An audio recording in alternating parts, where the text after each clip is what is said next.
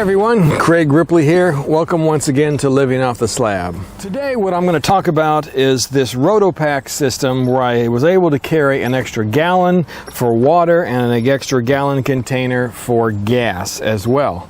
All right, now this worked out extremely well in the fact that I was able to carry those two containers and also still maintain a flat platform up here so I could stick my top bag on. So the way the Rotopax system works is there is this little mount, right, that looks like this, right, that has a base on it and then a locking mechanism here that you turn, and you're able then to slide the pack on like this and then turn the lock and then keep it nice and secure. All right, the container itself has a little hole to accept that mount system. Now overall, I think this system is really cool. As I said, it does enable me to carry that extra gallon of water and of gas and keep that stable flat platform. Now the way I used the water jug was that when we came into a campground, I would take this and I would fill it up and bring it back to camp so that we had water not only to drink during the evening, but also so that we could make some coffee or something like that in the morning. The gas can, on the other hand, I only filled up when I thought we were really going to be in danger or have the possibility that we might not make it to the next gas station. So basically, I filled it up when we were in Watson Lake, and then I kept that gallon all the way through Anchorage and back till I was in the Dakotas, and that's when I had to use this gallon of gas. As you saw in my update video, if you were following along, I ran out of gas on my way to Walls, South Dakota, and I had to use that extra gallon I'd been carrying since Watson Lake up in the Yukon. Now, I'll probably do a video to talk about gas and the whole gas situation at some point in the future, but for now, let me just say that, you know, all of the stories we heard about, you know, the possibilities of running out of gas and things while you were up in Canada and up going to Alaska just turned out not to be true. We never were even close to running out of gas. Now, if you were not smart and you know, really drew your gas down to the very last possible ounce, then yeah, you could run out of gas quite easily up there. But if you were smart and every time you stopped, you would see a gas station, well, say, well, we're stopped, we might as well fill up. Again, then you had no problems. Even if you just filled up a couple of times a day, say once at lunch and then once at the end of the day, you were absolutely fine. We never ran into the situation where we had to go more than, I don't know, maybe 100, 150 miles at the most without finding a gas station. Now, if you did watch my update videos from the road, you know that I did run out of gas on my way to Walls, South Dakota. And that's because I was running into some pretty nasty winds, and I didn't stop to consider the impact those winds were having on my gas mileage. I just assumed that I would still get 220, 230 miles, you know, to a tank of gas on my Super Tenere.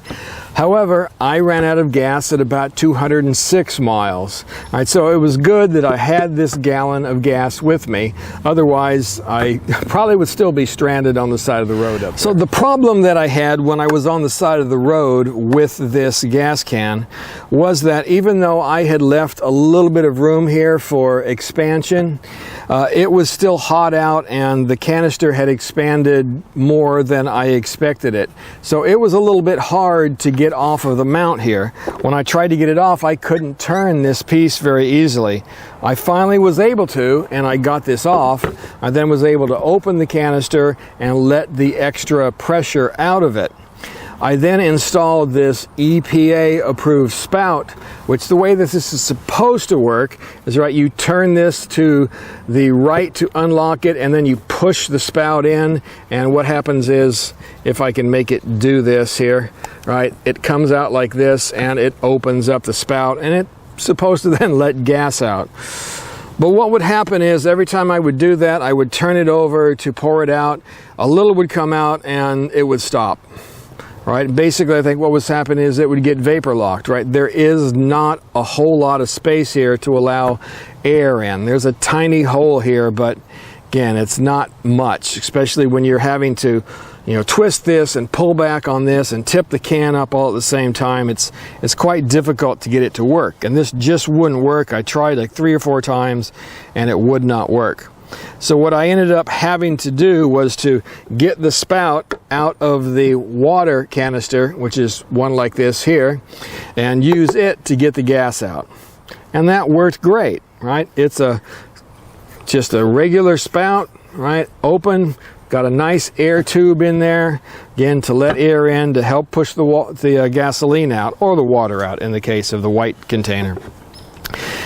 So what I ended up doing when I got home is I got myself a couple more of these. So now I have one of these installed in this container.